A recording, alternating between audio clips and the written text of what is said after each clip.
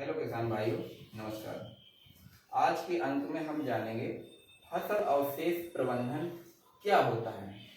ज़्यादातर किसान भाई क्या है कि खरीफ की फसल कटने के बाद उसके जो अवशेष निकलते हैं उनमें जानकारी के अभाव में आग लगा देते हैं, जो कि जो है बहुत बड़ा नुकसान वो अनजाने में जो है कर रहे हैं, क्योंकि उनको या तो जानकारी नहीं है, जानकारी होती तो वो ऐसा काम कभी नहीं करते।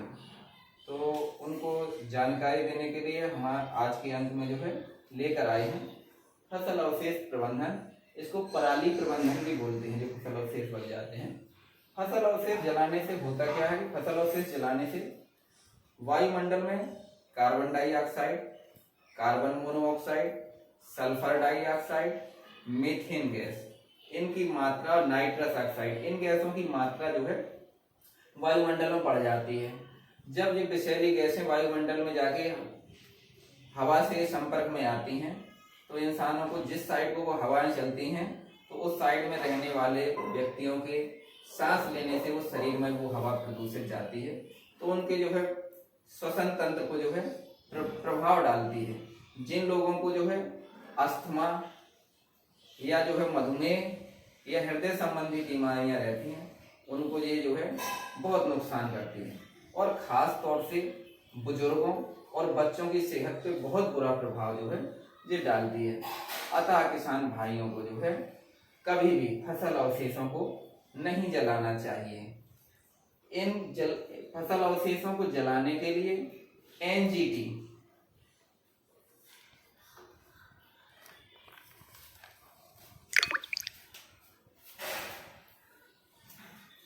राष्ट्रीय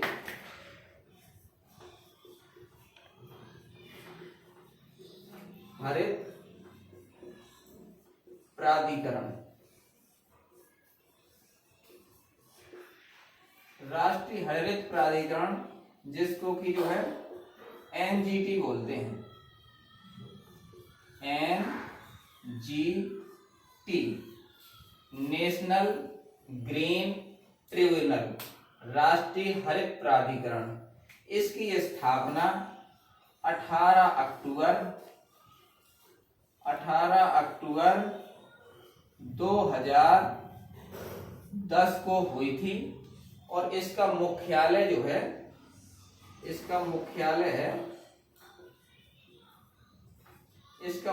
नई दिल्ली में है। इसका मुख्यालय नई दिल्ली में है।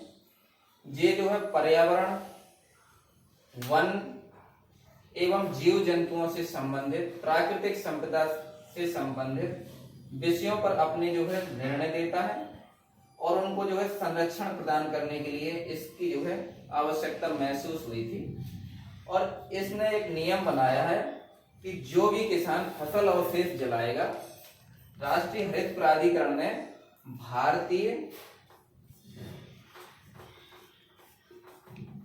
अंतरिक्ष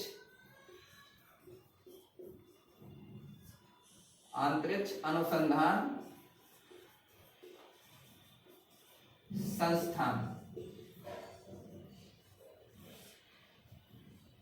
राष्ट्रीय हरित प्राधिकरण ने भारतीय अंतरिक्ष अनुसंधान संस्थान, इंडियन स्पेस रिसर्च ऑर्गेनाइजेशन, इसको इसरो भी बोलते हैं, इसरो, इसके सहयोग से एक सैटेलाइट जो है अंतरिक्ष में भेजा। जैसे आप जानते होंगे सैटेलाइट से मोबाइल वगैरह जो है चलते हैं, जीपीएस लगा होता है। तो सैटेलाइट होता कैसा है, इसका हम एक जो है डायग्राम आपको काल्पनिक जो है बनाकर जो है दे रहे हैं। सैटेलाइट जो है इस प्रकार का होता है। इसमें यहाँ पे जो है छतरी सी बनी रहती है और इसमें एक एलएमडी जैसा जो है लगा रहता है। इसमें जो है सिग्नल होते हैं, चारों कोनों पे जो है सिग्नल लगे होते हैं। यहाँ पे सिग्नल, यहाँ पे सिग्नल, यहाँ पे सिग्नल, यहाँ पे सिग्नल, और इसमें एक बहुत बड़ा जो है एंटीना जैसा जो है सेट सोलर पैनल का जो है लगा रहता है, जिससे उसको जो है एनर्जी जो है मिलती रहती है। इसमें कई प्रकार की मशीनें जो है लगी रहती हैं। इसमें कई मशीनें जो है कई प्रकार की लगी रहती हैं और जो वायुमंडल में जो है अनंत अंतरिक्ष की ऊंचाइयों में जो है बराबर घूमता रहता है और चारों तरफ की तस्वीरों को जो है कैप्चर जो है करता रहता है। इससे आपको क्या है कि इन्होंने एक जो है अगर कोई किसान अपने खेतों में जो है आग लगाता है तो उसको जो है सैटेलाइट से तस्वीरें जो है वो कैप्चर कर लेता है। अब आपको हम बता रहे हैं कि आगे जो है इन्होंने कुछ नियम बनाए हैं, एनजीटी ने नियम बनाए हैं। अगर कोई किसान 1 एकड़ में आग फसल अवशेषों को जलाता है, फसल अवशेष जलाता है तो उसको 2500 रुपये 2500 रुपये जो है जुर्माना और प्लस जेल भी हो सकती है। 2500 रुपये जुर्माना प्लस जेल और धारा 144 इंडियन पेनल कोड भारतीय दंड संहिता की धारा 144 के अंतर्गत उस पर जो है केस दर्ज होता है। और अगर 1 एकड़ से लेकर 5 एकड़ तक में अगर फसल अवशेष जलाता है तो उसको 5000 रुपये अर्थदंड और प्लस जेल या ये दोनों या एक हो सकता है। अगर 5 एकड़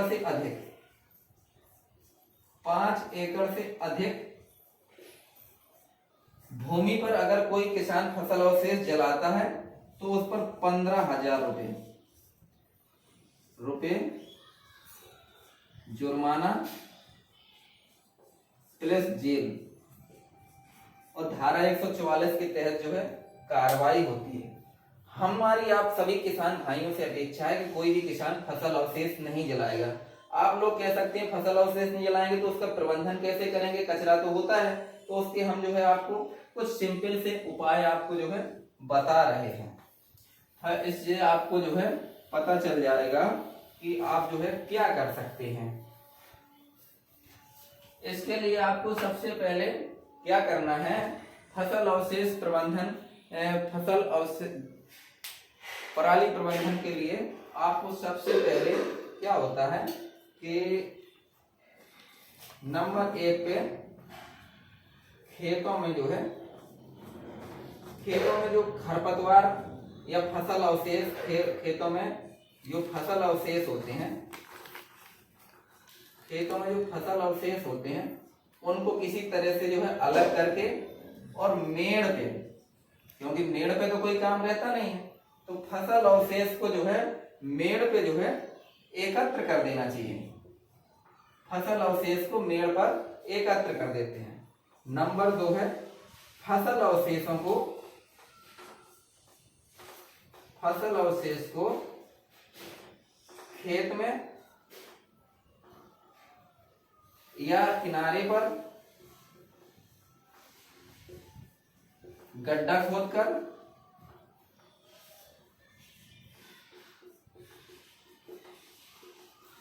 दबा देते हैं।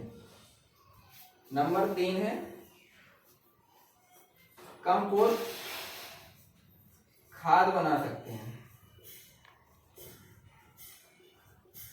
और नंबर 4 है एक दवा आती है, 30 ग्राम की मात्रा होती है उसकी और 20 रुपए में मार्केट में जो है उपलब्ध है। उसका नाम है वेस्ट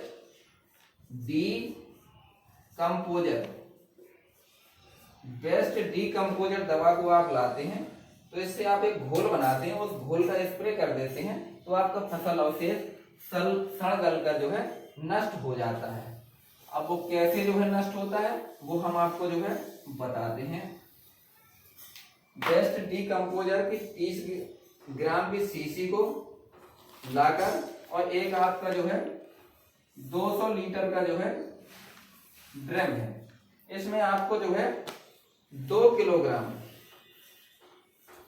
किलोग्राम खराब गुड़ होता है, जो पुराना गुड़ है उसको इसमें पानी भरा हुआ है इस पानी भरे हुए ड्रम में आपको 2 किलोग्राम गुड़ डालकर अच्छी तरह से उसको जो है मिला देना है और उसमें 30 ग्राम की जो बेस्ट डीकम्पोजर की शीशी में जो बेस्ट डीकम्पोजर दवा है उसको इसमें डाल देना है और लकड़ी की सहायता से अच्छी तरह से आपको मिला देना है और 5 दिन तक 5 से 7 दिन 5 से 7 दिन आपको बराबर सुबह शाम पर डे चलाना है। इसका जो है क्रीमी रंग बन जाएगा, क्रीम जैसा रंग इसका जो है बन जाएगा। तो उसको निकाल करके आप जो है इस दवा को, इस घोल को फसल अवशेष के ऊपर छिड़क देंगे तो फसल अवशेष तेजी से गलेगा और जाके जो है खाद बन जाएगा। दूसरी चीज, अगर आपके पास जो है लास्ट डे आपने छिड़क दिया बन गया और आपको फिर बाद में भी जरूरत है और आपको दवा नहीं मिल रही है तो इसकी 20 लीटर की मात्रा को 20 लीटर को एक केन में भर लीजिए और जब आपको बनाना हो तो ये 20 लीटर को आप जो है इसमें डाल के पानी में और दोबारा से भी 2 किलोग्राम गुड़ डाल के आप आसानी से उसको दोबारा बार बार बना के और ट्राई कर सकते हैं। इससे फायदा क्या होगा ये जान लीजिए कि फसल अवशेषों का सही से प्रबंधन करने के फायदे। ऐसा करने से फायदा क्या होगा, सबसे पहले आपके खेत में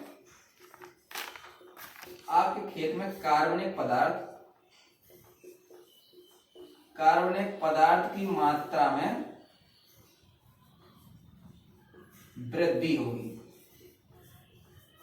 कार्बनिक पदार्थ की मात्रा में वृद्धि होगी।